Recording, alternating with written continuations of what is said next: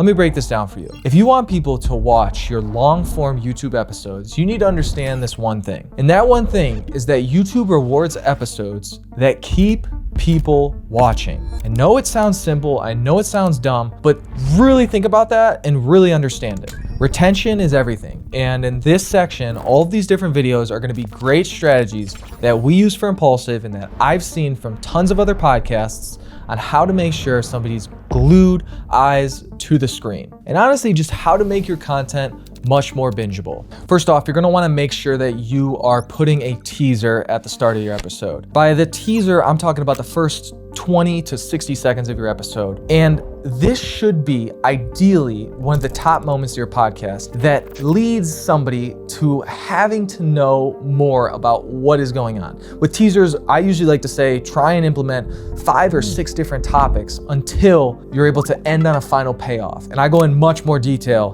when it comes to making a good teaser in the other videos that I have, but just thinking about making sure to make a strong teaser is so vitally important for your podcast. And it doesn't need to be this high production thing. It just needs to make sure that you are teasing somebody to want to watch the whole podcast right as they click on it. And what goes hand in hand with that is, let's just say maybe you don't have enough time to make the teaser, which is totally okay. Although you should find some time because it's one of the most important parts of your podcast. You should make sure that you're front loading your strongest topic at the very start. So this is a lot easier if you're a podcast that can implement certain questions in different areas, but putting the strongest topic at the very start of your podcast or near the start of your podcast is going to be very beneficial to retain viewers as long as possible. Because think about it, if you somehow got somebody from your short form content to check out your long form, within the first 5 minutes or 1 minute, they aren't getting reinforced that the video that they clicked on will have that part, then they're gonna click right off. They're not gonna stay to that 38-minute mark where you actually have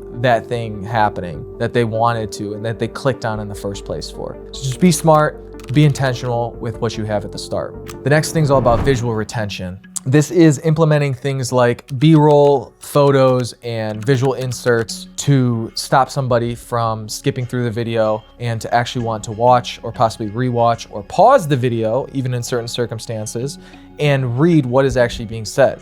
This can be things like reading a tweet that is on the screen or putting a video of something that's being talked about based on what the guest is talking about or what you are talking about. Or it could just be implementing a reaction from something that was said on the podcast. And so by putting the reaction of somebody and not just staying on one singular moment on somebody every single time, it's gonna make it much more dynamic. Another great way you can implement visual storytelling is using split screens or triple screens. I, at Impulsive, like to do that within my current editing workflow. I think it adds that whole part about the reaction much more enticing. I've gotten lots of compliments based on the editing style of adding split screens. I still think it's one of the most underrated things that podcasts can do to make it seem like they're actually putting in some sort of effort, and their whole podcast is not just only using Descript or only using Autopod, and they actually have some emotion behind it. Because what's the fun of somebody telling a joke if you're not gonna cut to the laugh right afterward? Or what's the fun of telling a joke that you can't even see the lead up of how somebody's about to react before they react? I think that's so important, and that's what a split screen and that's what a triple screen is able to do for your content. This next one, I do believe people think about it pretty often, is how their set looks. Is it well lit? Is it beautiful behind them? I do think people usually check off that box, and I think that's good, but that's definitely something you should think about for viewer retention. You can even go into the weeds of everything and making sure that you're matching greens and oranges, or maybe if it's a girl coming on the podcast and you have pink everywhere or purple everywhere, something that matches the vibe of this set and makes it look very aesthetically pleasing is still important. A unique look or edit style, I believe, is also very nice to help set your content apart from the rest. Something like Subway Takes is a good example. Some people might not classify it as a podcast, but I'd probably classify it as a podcast. Spotify classifies it as a podcast. And their unique strategy of being literally on the subway asking certain types of questions is unique. It's genuinely appealing to the eye. It's something that's different than every other podcast that is on the market. So that could be the differentiating factor that gets somebody to want to watch that podcast and actually be retained throughout the podcast. Is they're like, no shit, these fuckers, they're like actually on a subway. This is crazy. And then headroom and lead room is very important when you're on a podcast. So if there was only like literally like my head gets cut off right here by the camera angle, not ideal. Like that doesn't look that good. You got to make sure you got a little bit of room above, like I'm showing on screen right now. And if you are talking like this, you want to make sure that you have lead room in front of you. So make sure you're leading lead room and you don't have it so it's like this. I'll put it on screen right now, where you are just pressed up against the side and it doesn't look very visually appealing. And the final thing that I want you to think about is if you have the ability to record in an outdoor setting or have something moving a little bit in the background that's not too distracting, I think that does allow it to be much more aesthetically pleasing and help raise that retention even more. If they're able to see, oh my gosh, that's the New York skyline in the background, or they're able to see, oh my gosh, they're at a park and they got people in the background. What's that person doing all the way out in the distance? Those like small little Easter egg things can help with retention. Section 3 is going to be all about flow and pacing.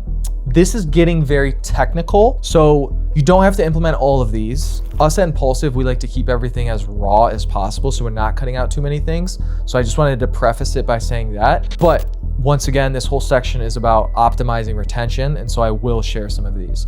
If a guest or you as a co-host or somebody, you know, the person as a co-host is rambling too long, then that might be a good way to cut that short. If they already got through the point and they're rambling on for another minute and a half, cut the whole rest of that. That's gonna help with retention.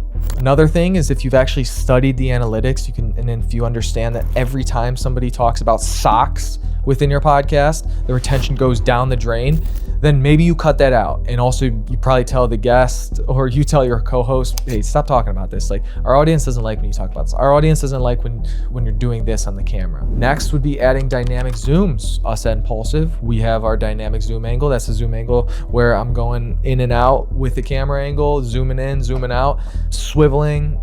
And I like to call it the handheld camera, but basically it just travels wherever the guest is or wherever whoever's talking is and kind of keeps going back and forth, zoom in, zoom out. It just adds that extra layer that not these other podcasts have accustomed to doing. It just adds something, adds some flavor to it. It adds that dynamic feel that if you have it and other podcasts don't, it can help set you apart. This next one is something that I talked about within my community, is cutting out eating, loud drinking, sneezing, coughing, yelling into the mic. And even there was one where the comments were getting upset about Logan having his feet up like on the coffee table. And I don't know, just maybe like manners stuff I think is really important to like understand when you want retention. Is like some people might be clicked off when they start hearing people yell and scream into the mic and do too many cuss words. So just be really mindful about how you go about editing these certain types of things, because they could definitely hurt your retention a lot. And this last thing as an editor that I noticed that is so low key,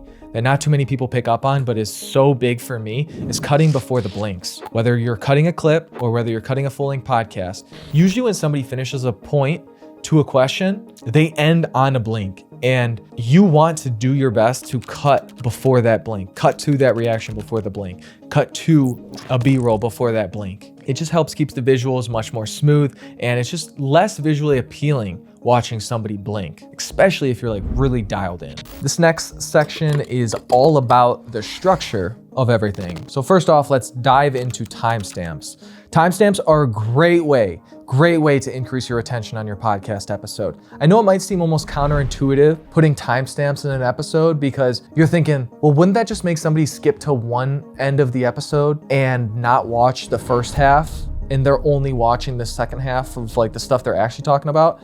I'm like, yeah, in some way that is, but you're giving them exactly what they want, and they're probably gonna wanna watch it at 1x and be like really into it. And I think that's much more valuable than just putting no timestamps, having them start at the very start, going 2x, half-ass listening to it, and then they finally maybe get to the point that they're at. But at that point, they're already so like turned off and so like pissed off. And so by giving them what they want, they're getting positively reinforced every time they come onto your podcast. And that's gonna make them want to invest more time in the current moment and in the future.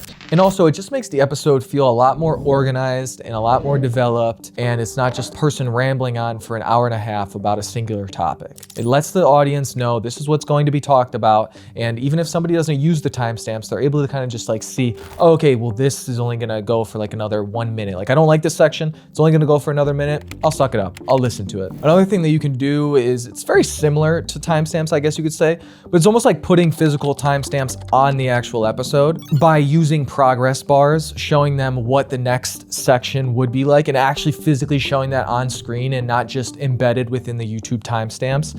Believe Diary of a CEO does stuff like this. They have tons and tons of timestamps, but I believe they have like 4 sections of a story that they want to discuss. So within one section, so it's broken up into 4 sections, boom, boom, boom, boom. Within those sections, they have 10 or 15 timestamps within one section, and then boom, another 10 or 15 timestamps, and then boom, another 10 or 15, and then boom, another 10 or 15.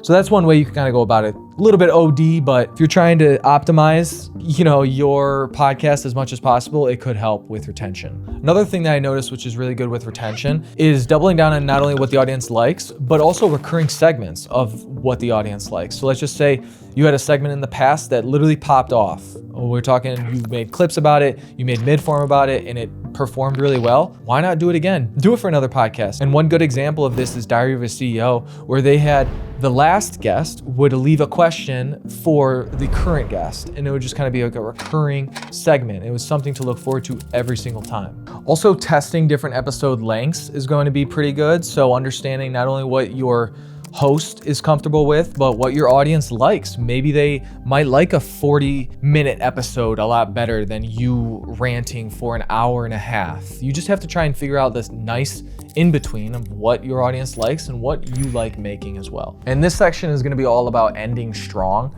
And one way that you can end strong is just making sure that those last 10 minutes are like really impactful and it really gets somebody to think. And so you can do that by ending on like a really strong question and making it seem like, oh shit, like this podcast was so good. I'm even gonna think about this final question and have a good takeaway, or I'm gonna end on maybe like one final laugh. Like that's another thing that you can end on. You can end on a blooper. And you look at these vlogs such as like David Dobrik's and even Logan's when he was in his prime with his vlogs, and even his still current vlogs, and even Mike with his vlogs, he puts bloopers at the end and they make it so they're ending on a laugh. They know that they came here for a laugh and they're gonna end on a laugh. And if it's like Diary of a CEO, they came here for value and they're gonna end on a value question. It's just like that extra little thing that you can make so your people are happy and your retention increases a little bit as well. And this last section is really gonna get into the weeds of a few of the things that maybe I've already mentioned, but this is gonna help you that 1% more.